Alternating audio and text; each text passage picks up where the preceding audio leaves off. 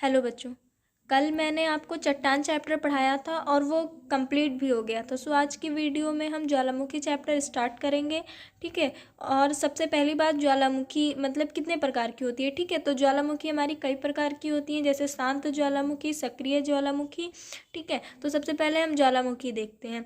तो जो हमारा भूपटल है, ठीक है, उस पर एक दरार, ठीक है, दरार मतलब छेद, चलो छिद्र मान लो, ठीक है, दरार, छेद, कुछ भी मान लो, जिससे होकर पृथ्वी का पिघला हुआ पदार्थ, ठीक है, जो बाहर निकलती है। ठीक है, जो अन्य प्रकार की गैसें होती हैं वो क्या होती है, बाहर निकलती हैं, बाहर हवा में उड़कर, ठीक है, जो बाहर हवा चलती है, नॉर्मल सी बात है। ठीक है, तो उड़कर लावा शीघ्र ही ठंडा, ठीक है, जो लावा होता है बहुत शीघ्र ठंडा हो जाता है। ठीक है, तो वो बहुत शीघ्र ठंडा होकर ठोस टुकड़ों में बदल जाता है। ठीक है, जब देखो वो ठंडा होता है तो वो क्या होता है, हार्ड फॉर्म में चेंज हो जाता है। ठीक है, वो क्या हो जाता है, वो ठोस हो जाता है, कड़ा हो जाता है। ठीक है, तो इसे ही सिलेंडर कहते हैं। ठीक है, उद्गार से निकलने, ठीक है, जो उससे निकलने वाली गैसों में वाष्प का प्रतिशत होता है, ठीक है, वो सर्वाधिक होता है। सर्वाधिक मतलब ज़्यादा होता है। ठीक है, उद्गार अवधि के अनुसार, जो उद्गार है उसके अवधि के अनुसार, ठीक है, ज्वालामुखी 3 प्रकार की होती है। मैंने अभी आपको जस्ट बताया ज्वालामुखी कई प्रकार की होती है। ठीक है,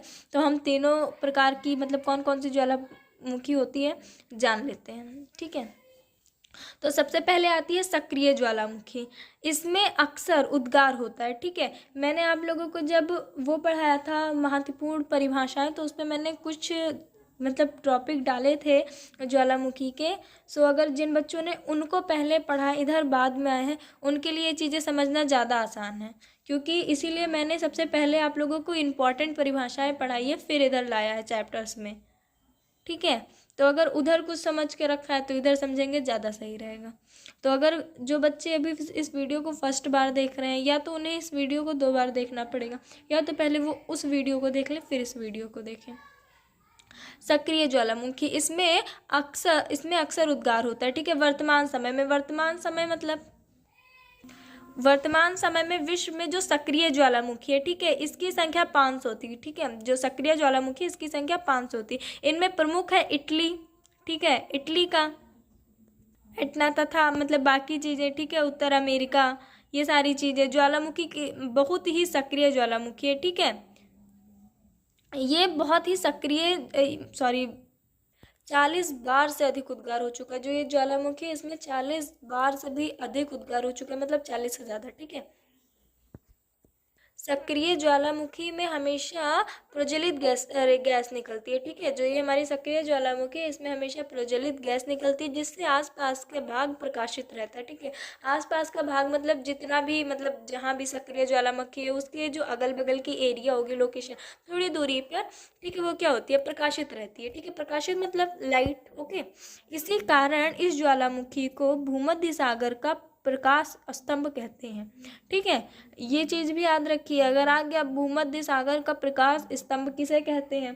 ठीक है, तो आप लोग सोचेंगे यार मैम ने ये तो पढ़ाया ही नहीं था, मैम ने तो सक्रिय ज्वालामुखी पढ़ाई थी, तो इसको भी याद रखें। ठीक है, सो अब हम नेक्स्ट देखते हैं।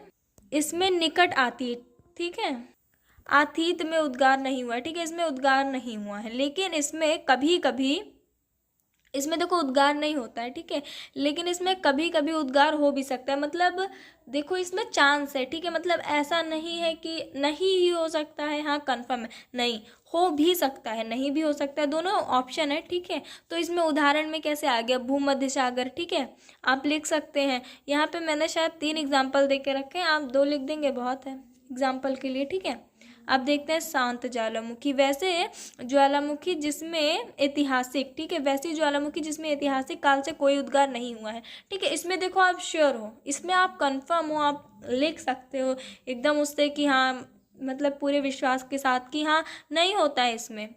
ठीक है, और इसमें पुनः उद्गार होने की संभावना नहीं हो। ठीक है, इसमें पुनः मतलब फिर से उद्गार होने की संभावना होती ही नहीं है। ठीक है, उदाहरण के लिए ईरान, दक्षिण अमेरिका, 2 बहुत है।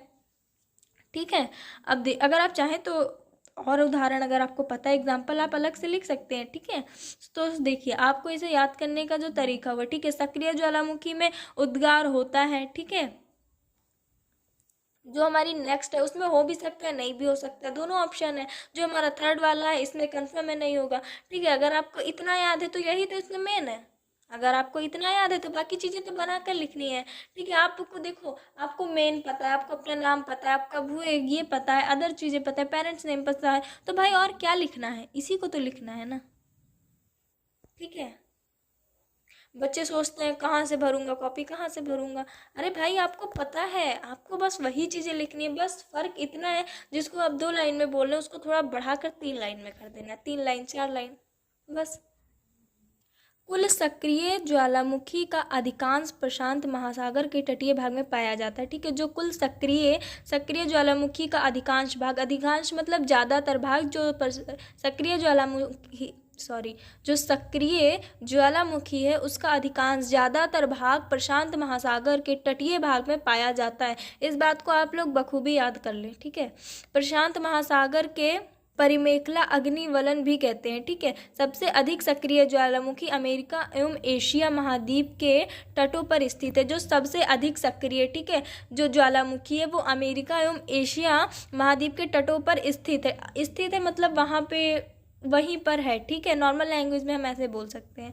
ठीक है, गैसर, बहुत से ज्वालामुखी क्षेत्रों में उद्गार के समय, ठीक है, जो बहुत से ज्वालामुखी हैं क्षेत्र हैं, ठीक है, उसमें उद्गार के समय दरारों तथा सुराखों से होकर जल तथा वाष्प कुछ अधिक ऊंचाई तक निकलने लगते हैं। ठीक है, जो कुछ दरार बन जाती है, सुराख मतलब बच्चों छिद्र, ठीक है, छेद को सुराख कहते हैं। ठीक है, तो और दरार मतलब जैसे कि देखो जहाँ बच्चों सूखा वगैरह पड़ जाता है वहाँ दरार से दिखती है, तो उसी को दरार बोलते हैं। ठीक है, तो वहाँ पर कई बार क्या होता है, जल और वाष्प कुछ अधिक ऊंचाई, ठीक है, अधिक ऊंचाई तक क्या होते हैं, निकलने लगते हैं, इसे ही गैसर कहा जाता है। ओके,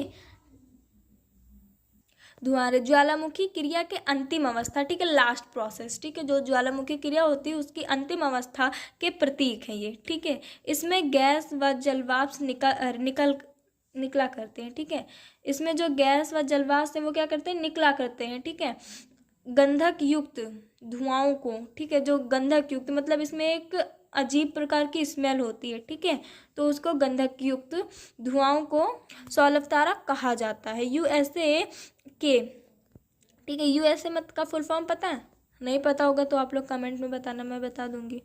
ठीक है, कटमई पर्वत को हजारों धुआरों की घाटी कहा जाता है। ठीक है, ईरान का कोह, ठीक है, सुल्तान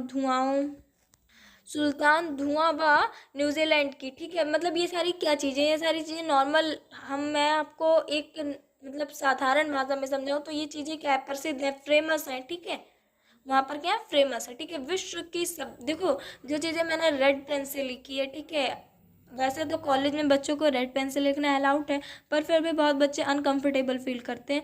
ठीक है, तो आप इसे पिंक, ब्लू, ठीक है, किसी अदर पेन से लिखें, बट प्लीज़ इसे मतलब कलरफुल पेन से लिखें। ठीक है, अगर वो ब्लू पेन से लिख रहे हैं, हाँ उनकी चॉइस है, तो वो इसे हाईलाइट कर दें, जिससे, क्योंकि जो चीज़ें इंपॉर्टेंट होती है ना उनको ही मैं रेड पेन से लिख कर रखती हूँ। विश्व का सबसे ऊंचा ज्वालामुखी पर्वत, ठीक है, कौन सा, ये जानना आपके लिए इंपॉर्टेंट है क्योंकि ये एमसीक्यू के क्वेश्चन है। ठीक है, सो अब हम आगे चलते हैं। विश्व की सबसे ऊंचाई पर स्थित, जो विश्व की सबसे ऊंची मतलब हाईएस्ट ऊंचाई पर स्थित सक्रिय ज्वालामुखी, जो सबसे ज़्यादा, ठीक है, ऊंचाई पर स्थित है वो हमारी सक्रिय ज्वालामुखी, वो कहाँ स्थित है। ठीक है, तो ये ऑजस डेल केस, ठीक है, एजेड पर्वतमाला में, ठीक है, पर्वतमाला मतलब एक जगह का नाम है। ठीक है, पर्वतमाला में चिली देश के सीमा पर स्थित है। ओके, विश्व की सबसे ऊंचाई पर स्थित शांत ज्वालामुखी एका